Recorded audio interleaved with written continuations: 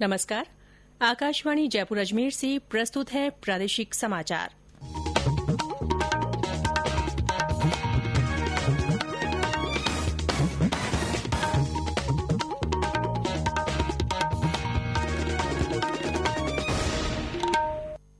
मुख्य समाचार। उच्चतम न्यायालय ने केंद्र और राज्य सरकारों को 15 दिन के अंदर सभी प्रवासी मजदूरों को उनके गृह राज्य भेजने और रोजगार उपलब्ध कराने के निर्देश दिए। वंदे भारत अभियान का तीसरा चरण 15 जून से होगा शुरू। विभिन्न देशों से करीब 1000 प्रवासी स्वदेश लौटेंगे। मनरेगा के तहत वित्त वर्ष 2020-2021 के लिए केंद्र ने 1 लाख करोड़ रुपए से अधिक का प्रावधान किया। चिकित्सा मंत्री डॉ रघु शर्मा ने कहा, कोरोना की रोकथाम के लिए सरकार का पूरा ध्यान टेस्टिंग पर। अगला लक्ष्य 40,000 जांचें प्रतिदिन करने का रखा गया। प्रदेश में अब तक कोरोना संक्रमितों की कुल संख्या हुई 11,000 के पार। भरतपुर में सबसे ज्यादा 511 सक्रिय मरीज। और प्रदेश में लॉकडाउन के कारण रुके सड़क विकास कार्य फिर से हुए शुरू। 19,000 से ज्यादा श्रमिकों को रोजगार उपलब्ध कराया जा रहा है।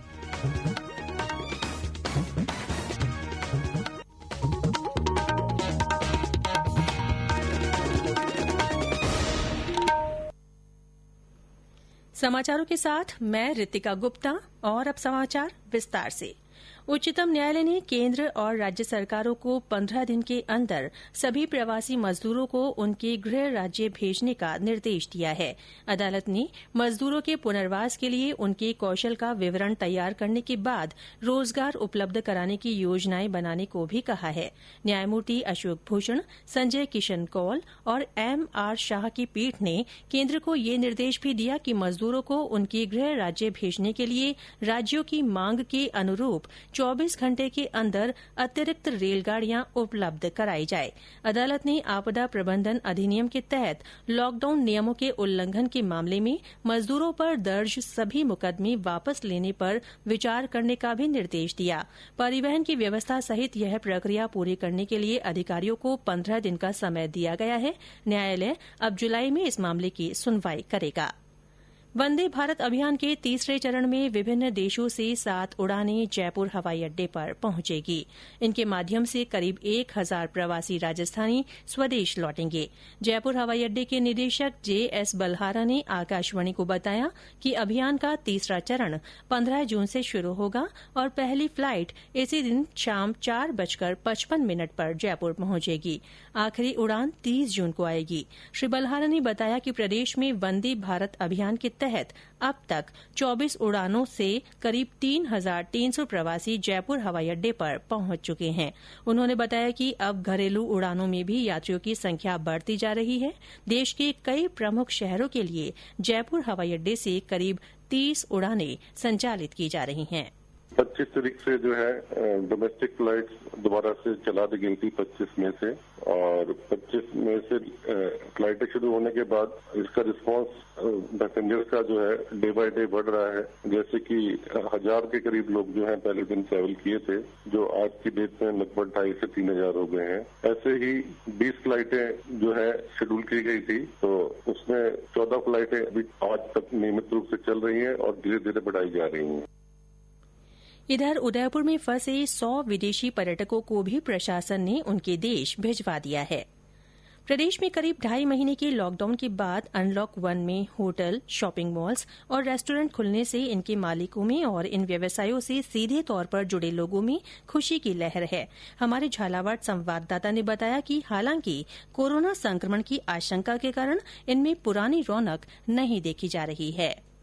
झालावाड़ जिले में लॉकडाउन के बाद अनलॉक 1 में अब बाजार खुलने से बाजारों में कुछ रौनक लौटने लगी है। इसी तरह से करीब 2.5 महीने के बाद जिला मुख्यालय स्थित छोटे बड़े होटल्स, रेस्टोरेंट भी अब खुल गए हैं। हालांकि कोरोना संक्रमण के भय के चलते पुरानी रौनक और भीड़ भाड़ अभी नहीं है, लेकिन सभी होटल्स में लोग आने लगे हैं और सोशल डिस्टेंसिंग, सैनिटाइजर के साथ साथ थर्मल स्कैनिंग भी यहाँ पर की जा रही है। साथ ही स्वच्छता सफाई का पूरा ध्यान रखा जा रहा है। एक होटल व्यवसायी ने बताया कि अनलॉक 1 के बाद कुछ स्थिति बदली है। पिछले 2.5 महीने से बिल्कुल खाली बैठे थे, आज होटल में कुछ रौनक दिखाई दी है। होटल में आने वालों को सभी सुविधाएं दी जा रही हैं और सोशल डिस्टेंसिंग, सैनिटाइजर और स्वच्छता का ध्यान रखकर सभी की आवभगत की जा रही है। जिले में अन्य स्थानों पर भी होटल्स, रेस्टोरेंट खुलने से आम जन और होटल व्यवसायी काफी खुश हैं। अरुण कुमार शौरी, आकाशवाणी समाचार, झालावाड़। जोधपुर से हमारे संवाददाता ने बताया कि मॉल्स, रेस्टोरेंट और होटल्स में कल कुछ चहल पहल रही। लोग सोशल डिस्टेंसिंग की पालना करते हुए दूर दूर बैठे नजर आए। कोरोना महामारी के चलते लॉकडाउन के बाद अब जोधपुर में शॉपिंग मॉल और रेस्टोरेंट खुल गए हैं। शॉपिंग मॉल में लोगों के प्रवेश से निकासी तक खासी सावधानी बरती जा रही है।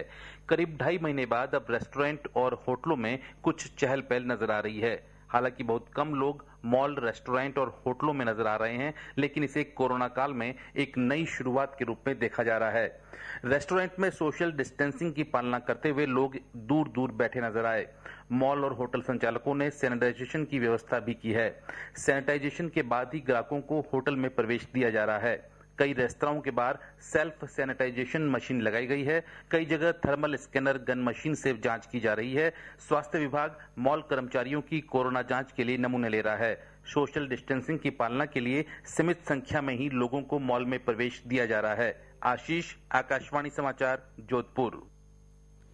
उदयपुर में भी सरकारी दिशा निर्देशों के अनुसार ही इन व्यवसायों को खोला गया है। इधर प्रदेश में अनलॉक 1 में कोरोना के अलावा अन्य स्वास्थ्य सेवाओं पर भी सरकार ने फिर से अपना ध्यान पूरी तरह केंद्रित कर दिया है। सभी चिकित्सा संस्थानों और उप स्वास्थ्य केंद्रों पर गर्भवती महिलाओं और बच्चों का टीकाकरण किया जा रहा है। बूंदी, बांसवाड़ा, बाड़मेर और झालावाड़ में भी हर महीने की 9 तारीख को आयोजित होने वाले प्रधानमंत्री सुरक्षित मातृत्व अभियान के तहत गर्भवती महिलाओं की प्रसव पूर्व जांच की गई। ये समाचार आकाशवाणी जयपुर अजमेर से प्रसारित किए जा रहे हैं। महात्मा गांधी राष्ट्रीय ग्रामीण रोजगार गारंटी योजना मनरेगा के तहत वित्त वर्ष 2020-2021 के लिए 1 लाख करोड़ रुपए से अधिक का प्रावधान किया गया है। इस कार्यक्रम के तहत पहली बार इतनी बड़ी राशि का प्रावधान हुआ है। केंद्रीय ग्रामीण विकास मंत्री नरेंद्र सिंह तोमर ने बताया कि अब तक कुल 60 करोड़ 80 लाख दिवस का रोजगार सृजित किया गया है और 6 करोड़ 69 लाख कामगारों को काम दिया गया है। इस साल मई में जिन लोगों को काम दिया गया था उनकी औसत संख्या 2 करोड़ 51 लाख प्रतिदिन है। ये पिछले साल मई में दिए गए काम से 73% अधिक है। इधर प्रदेश में लॉकडाउन के कारण देश के विभिन्न राज्यों से लौटे लोगों के लिए मनरेगा योजना वरदान साबित हुई है। ऐसे करीब 13 लाख लोगों को मनरेगा कार्यों में नियोजित किया जा रहा है। मनरेगा आयुक्त पीसी किशन ने आकाशवाणी को बताया कि प्रदेश में आज 51,68,000 से ज्यादा लोग विभिन्न कार्यों में नियोजित हुए। उन्होंने बताया कि मनरेगा के तहत रोजगार देने के मामले में राजस्थान शीर्ष पर बना हुआ है। इन कार्यों में प्रवासी श्रमिकों पर विशेष ध्यान दिया गया है। प्रवासी श्रमिक जो राजस्थान आ रहे हैं और आ चुके हैं, उनका बेसिकली हम मतलब वो जब अप्लाई करते हैं एक सेल्फ अटेस्टेशन का आधार पर और उनका जो निवासी होने का आधार पर उनको हम जॉब कार्ड जारी करते हैं। 15 दिन का क्वारंटाइन होता है, उसके बाद उनको काम पे लगाया जाता है और मतलब केवल हम उनका क्वारंटाइन कराना वो वाला प्रोटोकॉल को फॉलो कर रहे हैं और जो मजदूरों को हम फील्ड में लगा रहे हैं उसमें भी हम मतलब कोविड वाला प्रोटोकॉल हम फॉलो कर रहे हैं और प्रत्येक राजस्व ग्राम में एक काम मिनिमम ओपन हुआ है और जो श्रम आधारित है और लेबर इंटेंसिव है। तो आज का तारीख में राजस्थान नंबर 1 में है। राज्य में महात्मा गांधी नरेगा के तहत विभिन्न जिलों में कई कार्यों को मंजूरी मिल रही है। जालौर जिले की सांचौर पंचायत समिति क्षेत्र में मनरेगा के तहत 1 ग्राम 4 काम अभियान में 37 गांवों में मॉडल तालाब निर्माण के लिए लगभग 5.5 करोड़ रुपए की मंजूरी दी गई है। चिकित्सा मंत्री डॉ रघु शर्मा ने कहा है कि कोरोना की रोकथाम के लिए सरकार का पूरा ध्यान टेस्टिंग पर है। अब अगला लक्ष्य 40,000 जांचें प्रतिदिन करने का रखा गया है। डॉ शर्मा ने बताया कि ज्यादा से ज्यादा जांच करके ही हम कोरोना को चिन्हित कर उसे हरा सकते हैं। उन्होंने कहा कि आने वाले दिनों में कोबास 8,800 मशीनों के आने के बाद हमारी जांच की क्षमता लगभग 40,000 हो जाएगी। स्वास्थ्य मंत्री ने बताया कि आईसीएमआर ने सिरोही जिले में जांच सुविधा देने की अनुमति दे दी है। इससे अब प्रदेश के 16 जिलों में जांच की सुविधा विकसित हो जाएगी। हमारी टेस्टिंग कैपेसिटी 0 से हमने शुरू किया था 2 मार्च को, आज 25,150 टेस्ट पर डे करने की कैपेसिटी है और 15 दिन बाद ये 40,000 टेस्ट पर डे करने में हमारी स्थिति होगी, जो कि कंट्री की हाईएस्ट स्थिति होगी। और जो 15 जिलों में हमने टेस्टिंग फैसिलिटी शुरू की है, अभी तक 21 जगह पे हो रही 15 जिलों में। कल एक जिले को और परमिशन मिल गई सिरोही को, वो 16वां जिला हो गया और मुख्यमंत्री जी की इच्छा है हर जिले में जिला मुख्यालय पर टेस्टिंग फैसिलिटी हो। डॉक्टर शर्मा ने कहा कि कोरोना महामारी के प्रति जागरूकता लाने के लिए 21 से 30 जून तक प्रदेश भर में जागरूकता अभियान चलाया जाएगा। स्वास्थ्य मंत्री ने कहा कि कोरोना सबसे ज्यादा प्रभाव कमजोर इम्यूनिटी वालों पर पड़ता है। ऐसे में 10 वर्ष से कम और 60 वर्ष से ज्यादा उम्र के लोगों को थोड़ी ज्यादा सावधानी बरतने की जरूरत है। साथ ही गंभीर बीमारियों से ग्रसित लोग भी पूरी तरह सजग रहें। उन्होंने कहा कि इस महामारी से युवा और बेहतर इम्यूनिटी वाले लोगों के रिकवर होने की संभावना ज्यादा होती है। इस बीच राजस्थान में कोरोना संक्रमित लोगों की कुल संख्या 11,020 हो गई है। हालांकि इनमें से 8,182 लोग अब तक इस बीमारी से मुक्त हो चुके हैं। 511 सक्रिय मरीजों के साथ भरतपुर सबसे बड़ा हॉटस्पॉट बन चुका है। प्रवासियों के आगमन के बाद भरतपुर जिले के कई गांवों में कोरोना संक्रमण फैल गया। इसके बाद करीब 25 गांवों में कर्फ्यू लगाया गया है। भरतपुर के बाद जोधपुर में सक्रिय मरीजों की संख्या सबसे ज्यादा 473 और इसके बाद जयपुर में 345 है। राज्य के 7 जिले ऐसे हैं जहां सक्रिय मरीजों की संख्या 10 से कम है। वहीं हमारे संवाददाता ने बताया कि कोरोना के कारण अब तक 251 लोगों की मृत्यु हो चुकी है। प्रादेशिक समाचार बुलेटिन आप हमारे ट्विटर हैंडल @AIRnews_जयपुर पर फॉलो कर सकते हैं। उप मुख्यमंत्री सचिन पायलट ने कहा है कि लॉकडाउन के कारण प्रदेश में रुके सड़क विकास कार्य फिर शुरू हो गए हैं। सार्वजनिक निर्माण विभाग की ओर से करवाए जा रहे सड़क विकास कार्यों और अन्य कार्यों में 19,000 से ज्यादा श्रमिकों को रोजगार उपलब्ध कराया जा रहा है। उन्होंने बताया कि प्रदेश में अब तक 746 कार्य शुरू हो चुके हैं। देश में लॉकडाउन के बाद दी गई राहत का जिक्र करते हुए श्री पायलट ने कहा कि लोगों को इस समय विशेष सावधानी बरतनी चाहिए। संघ सहित कई राज्यों ने, शहरों ने लॉकडाउन को खोला और बाजारों में, होटलों में, रेस्टोरेंट में छूट दी गई है। लेकिन मैं मानता हूं कि आने वाला समय जिम्मेदारी का समय है लोगों के लिए। अब तक सरकारें और अधिकारी प्रोटोकॉल इशू करते थे और नए नए मापदंड तय किए गए। अब जब छूट हो रही है, संक्रमण बढ़ रहा है, कि अब दायित्व जनता का है, नागरिकों का है कि जो सोशल डिस्टेंसिंग है, जो सेफ्टी के प्रिकॉशंस हैं, वो हम लोग लें। इसलिए देशवासियों को, प्रदेशवासियों को बहुत एहतियात बरतनी पड़ेगी।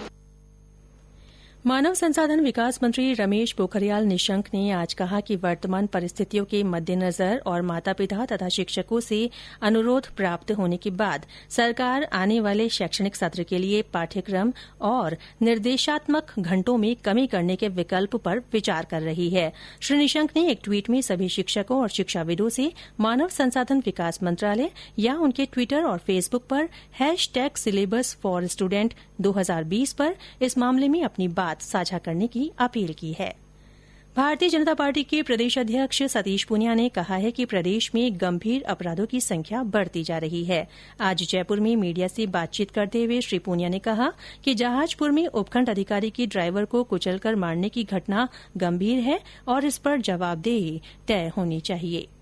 ऐसा लगता नहीं कि राजस्थान में कोई गृह मंत्रालय है, लेकिन कोरोना के दौरान अपराधों की संख्या में तो कमी आई है, लेकिन उसके संगीन होने की संख्या में कमी नहीं आई है। हम पिछले दिनों देखते हैं तो गैंगरेप की अनेक घटनाएं हुई हैं, छेड़छाड़ की हुई हैं, लेकिन इसके साथ हत्या, लूट और डकैती, कल ही जो ताजा तरीन जो बातें हुई हैं, अब वो जिन भी हालत में, लेकिन वो सच्चाई सामने आनी चाहिए। और इसी तरीके से सरकार बजरी माफियाओं के चंगुल में किस तरीके से काम करती है, इसका नजारा कल जहाजपुर भीलवाड़ा में देखने को मिला है कि जहां एसडीएम के ड्राइवर को कुचल के संदिग्ध तरीके से उसकी मौत हो गई। मुझे लगता है कि ये सामान्य वारदात नहीं है और किसी जिम्मेवार गृह मंत्री उसको जवाब देना चाहिए।